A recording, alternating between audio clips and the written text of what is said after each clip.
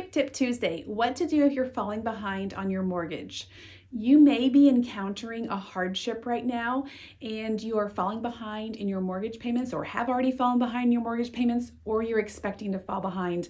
So the first thing you need to do is to determine whether this hardship is going to be long term. Like, do you need to move from the property or do you want to work that out with your lender? So if you've determined that you are in a situation where you're falling behind or you are behind, the first step you need to do is to reach out to your lender and let them know that you are in a hardship. Try to modify your loan, try to work out a temporary situation with them. That way the foreclosure proceedings do not start. Once foreclosure proceedings start, there are a couple things that happen. One, it's really difficult to reverse that without becoming current on a balance that they have, added up that you're behind on. On top of that, you're going to have very expensive attorney fees on top of that outstanding balance that you're behind on.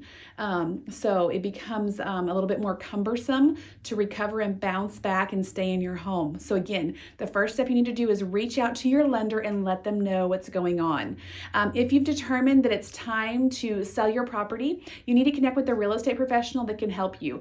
You may be on a really short time frame and you have to get that property sold within that window. Otherwise the foreclosure may occur, or you may the proceedings may start and then you'll be under more pressure. So I know it's already stressful, so what we want to try to avoid is additional pressure and stress adding on top of that. And then there's also another opportunity that you could look into, and that's a short sale.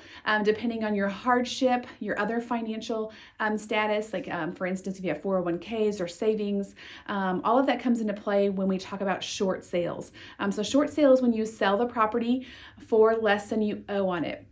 Again, this requires an approval from your lender, and there are a lot of steps involved. So you definitely need to have a professional that is qualified in handling short sales to assist you. So there are many opportunities outside of those three are the big opportunity, and that would be to sell the property. If it is time to sell, let's talk about what the current market value is. There's a good chance that you may be able to walk away from the home, pay your mortgage off, and have some money in your pocket to move on to the next chapter of your life. So let's sit down and talk about the different options that are available to you and how I can best guide you in that in your current situation. So don't hesitate to call, text, message, comment below, or stop by and see me, and I will help you and look forward to talking to you soon.